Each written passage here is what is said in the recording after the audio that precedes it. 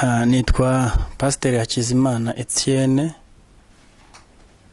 niyo mazina yanjye, abandi banzi kuri Steven, kubera nakunze kuba mu gihugu cy'Uganda cyane, ariko n'ubusanzwe Etienne niyo Steven. Rero ayo niyo mazina yanjye, nkaba ndi umugabo, mfite abana babiri. Kavukire yanjye mvuka ahantu bita Cyangugu mu karere ka Rusizi, umurenge wa Nzaha niho mvuka. Rero nkaba nifuje kugezaho abakunzi bacu ubuhamya bwanjye bwerekeranye n'ibyambayeho ku by'urugo rwanjye. Mfite imyaka 33, navutse 8/5 mu kwezi kwa kabiri. Nkaba naravukiye mu muryango ukijijwe, mama yarakijijwe, nuko maze kuvuka ndakura ndiga, niga secondaire ndayirangiza, igihe kiragera nza gushaka ubuzima mu mujyi wa Kigali. Uko nkomeza gukura, nza kuza kugera ku mpano yo gukunda. Nkunda umukobwa, twari twahuriye ahantu ku rusengero, nari nagiye gusenga ahantu bita i Kamembe, nuko turabonana ku munsi wa mbere, turaganira, ampereza nimero ya telefone, nanjye ndayimuha. Ubwo byari 2007, ariko aho ngaho nari ntarahabwa inshingano y'ubupasiteri.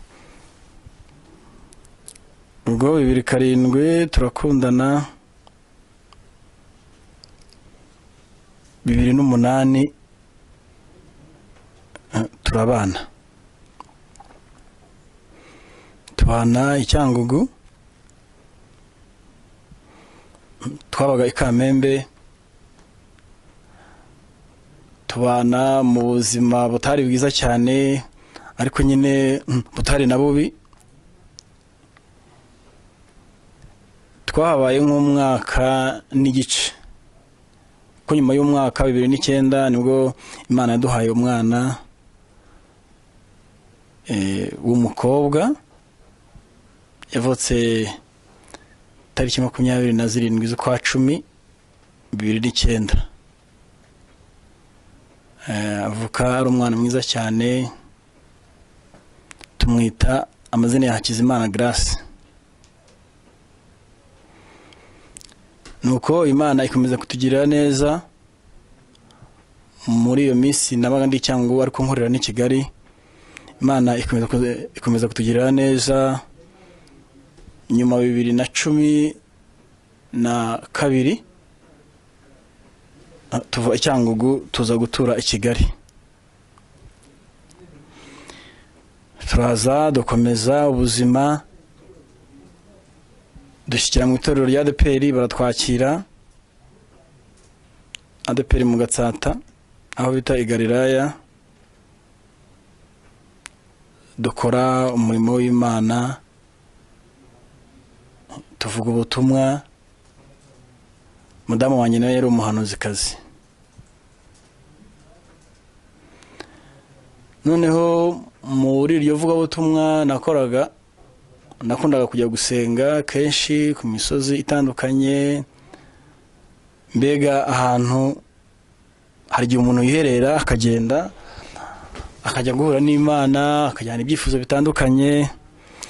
Nuko rero najyaga njya gusenga, rimwe nkarenga n'imipaka nkajya mu gihugu cy'Ubuganda. Hari umusozi w'amasengesho, umusozi bita African Prayer Mountain. Nkagenda ngasenga, nkagaruka mu Rwanda, rigenda hamara iminsi 2-3. Noneho muri uko kujya gusenga, ariko Imana ikabana nanjye ariko ikambwira ngo ndashaka ko wimuka n'umuryango wawe ukajya gukorera umurimo w'Imana mu gihugu cy'i Buganda. Ariko uko Imana ibimbwira, ubwa mbere ibimbwira yakoresheje abahanuzi batandukanye, noneho bigezeho nanjye mbwira Imana ati Mana koko niba ari wowe uri kuntumaho, ndabizi uravuga ukoresha abahanuzi batandukanye, niba ari wowe uri kumvugaho nanjye uzabimbwire. Imana yabimbwiye, numvishije ijwi ari nijoro, ijwi ry'Imana ndarimenya.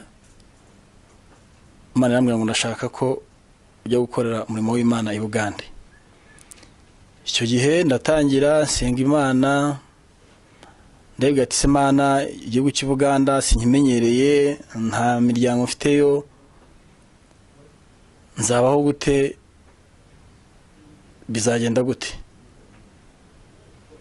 Nuko Imana irambwira ati genda, nzabana nawe.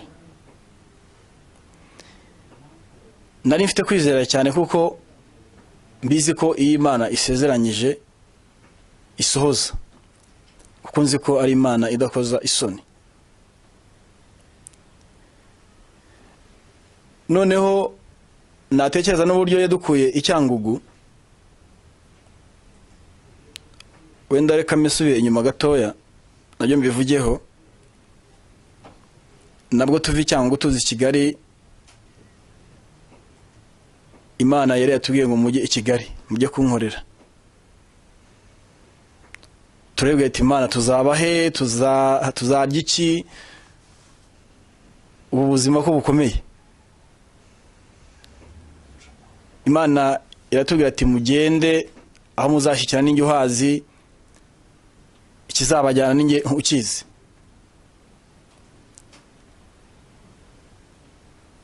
Twaraje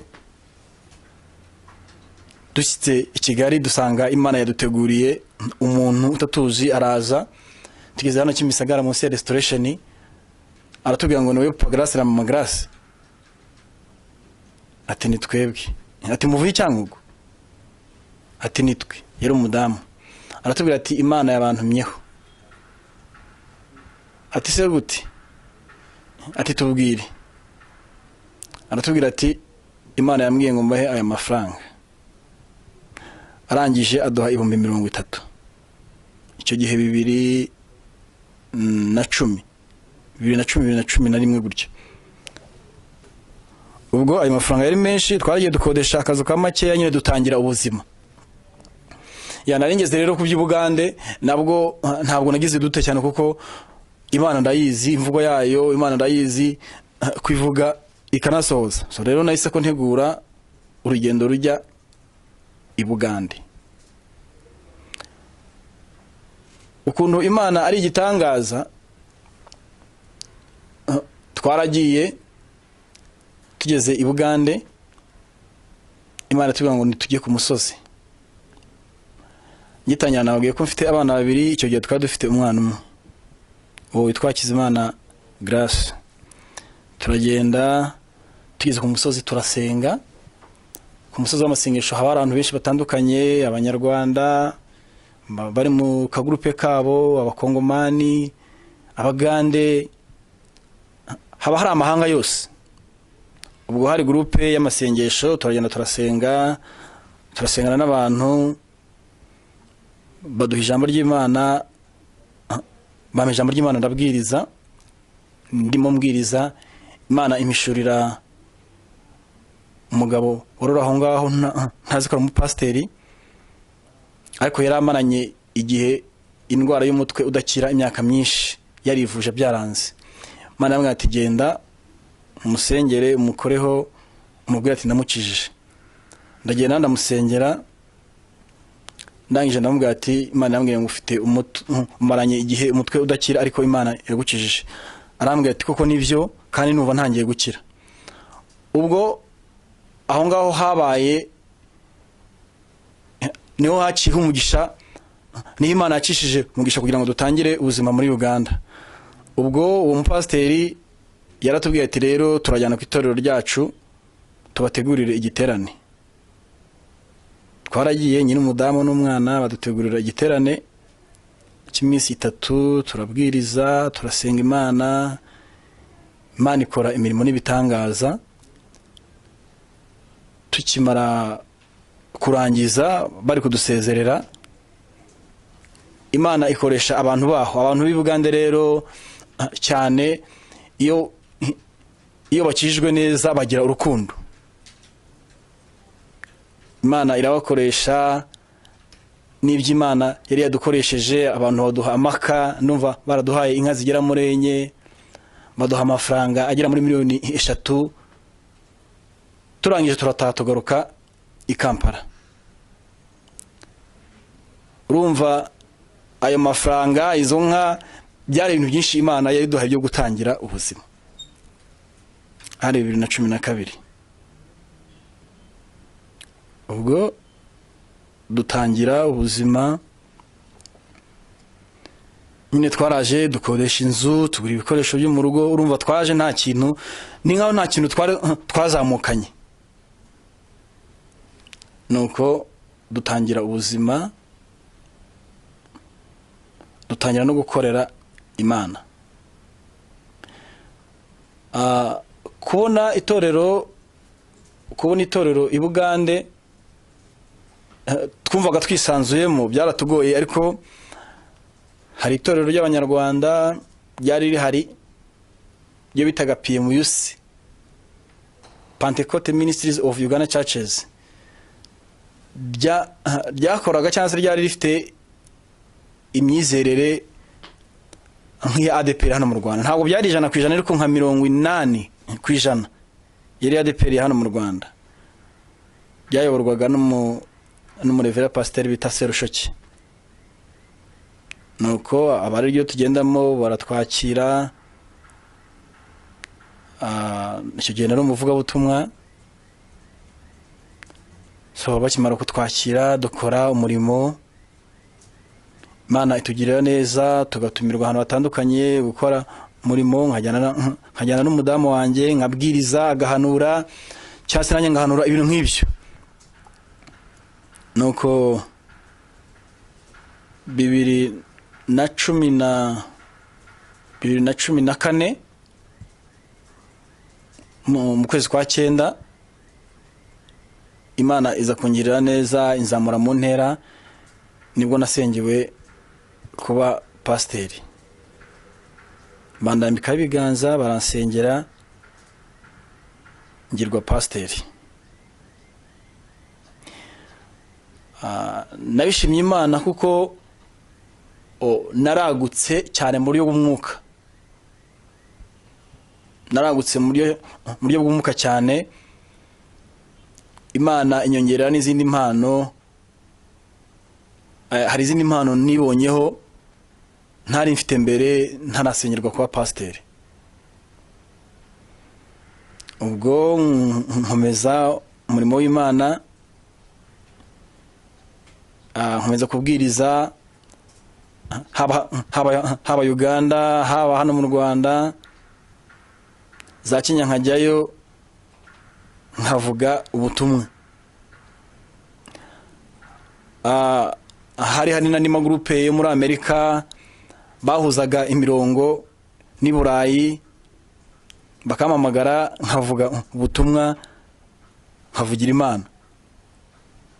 Imana itugira neza mu gihugu cy'u Bugande, iduha umugisha, iduha abaterankunga bo mu bitandukanye badusapotinga mu murimo w'Imana. Mbega ntitwagira ikibazo na kimwe. Ubwo nsubiye inyuma gato ya 2013 mu kwezi kwa 11 Imana yaduhaye undi mwana umuhungu. Turi Bugande, yavukiye i Bugande, tumwita HAKIZIMANA Prince. Yavuze ku itariki 6 z'ukwa 11 2013. Imana ikomeza itwagurira umuryango. Ngo tuvuga ubutumwa, igihe kiza kugera Imana ikomeza itubwira uburyo twagura ivuga butumwa, tuza gushyira website hano mu Rwanda nka Nyanza, ibintu nk'ibyo ngibyo, tuvuga ubutumwa mbega mu buryo butandukanye. Noneho rero nk'uko bamwe mubizi, Satani atera cyane ahantu hari ubutunzi. Uko gukorera Imana, uko twakoreraga Imana n'umudamu, Satani ntiyabyishimiye.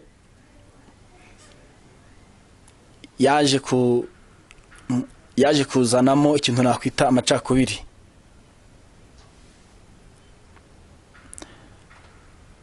Ariko uko ngiye naje kubitekereza, cyangwa se uko naje kubyibazaho cyane, mbona wenda bitaranatangiriye aho ngaho, ahubwo byaratangiriye ku mudamu nari narashatse, anyishushanyaho ko nkunda kandi atankunda. Kandi twakoreraga Imana, mbona ari umuhanuzi, agahanura bigasohora, tugasenga Imana. Ariko nyuma naje gukora isesengura nsanga twabanye atankunda, wenda sinibindi yishakiraga ntabwo mbizi. Ubwo 2014 na 5 nkaza mu Rwanda, nje nyine mu murimo w'Imana, nje mw'iryo ry'ivuga tumwa twakoraga kuri website, nkaza mu Rwanda nkamusiga i Buganda. Sinze ngo ntinde, nkamara iminsi 2-3, ngasubirayo, ngasanga umuryango, ngasanga abana bacu barigaga, bari baratangiye kwiga i Buganda. Ubwo muri icyo gihe umudamu nubwo yatangiye guhinduka, noneho atangira gukorana nabo baterankunga bacu bo hanze.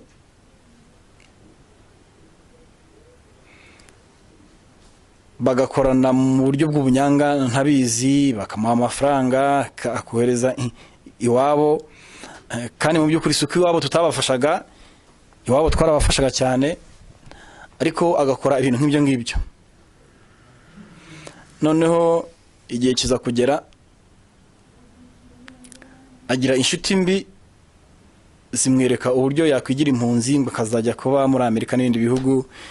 Icyo gihe aragenda yigira impunzi ntabizi, ashyiramo abana banjye. So nza kubimenya nyuma uko yabikoze, ari naho no gushwana byatangiye. Ahari ku itariki numva ari 13 z'ukwezi kwa mbere 2016, nibwo umudamu twashwanye,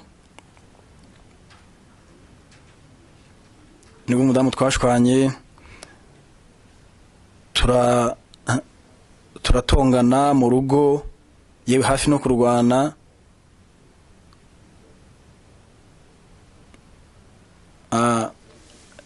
Ikintu yankoreye cyambabaje, hari igikombe Groove Award yari yarampaye, uko ikinyamakuru cyane kigeze kuba icya mbere 2015,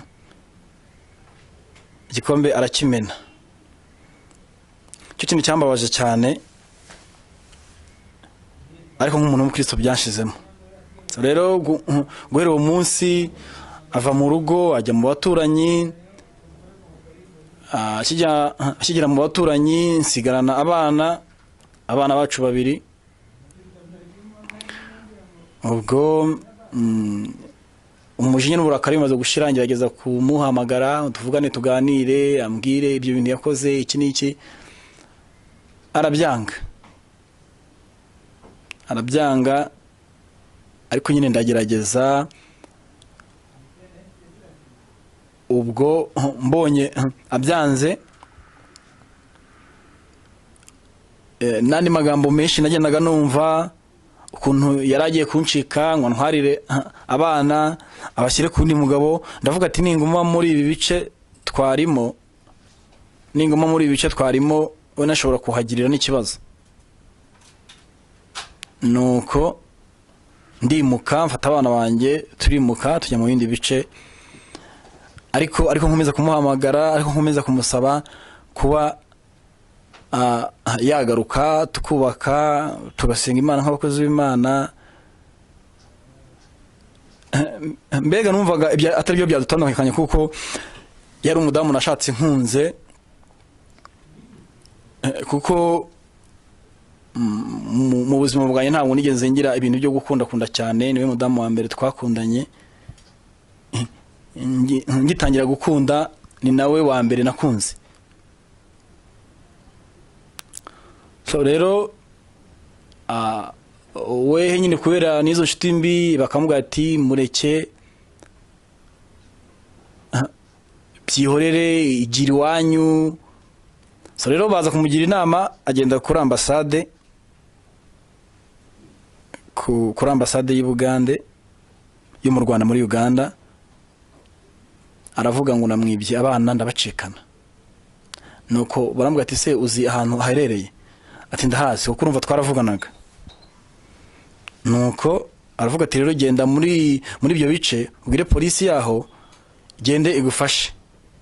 Niko yabigenje, ahamagara polisi iraza, yanshutse ngo duhurire ahantu ngo tuganire ngo kubibazo ngo by'abana. Ngeze aho ngaho nyine duhurira, aransuhuza ariko mbona ntiyishimye. Ngiye kubona mbona abapolisi baraje bambaye civile, banyereka inuza ikarita, barambwira ati ni umupolisi, bambwiraga mu Cyongereza, bashyiraho amapingu, barambwira ati turashaka ujye kuduha abana. Ati se abana bameze bati?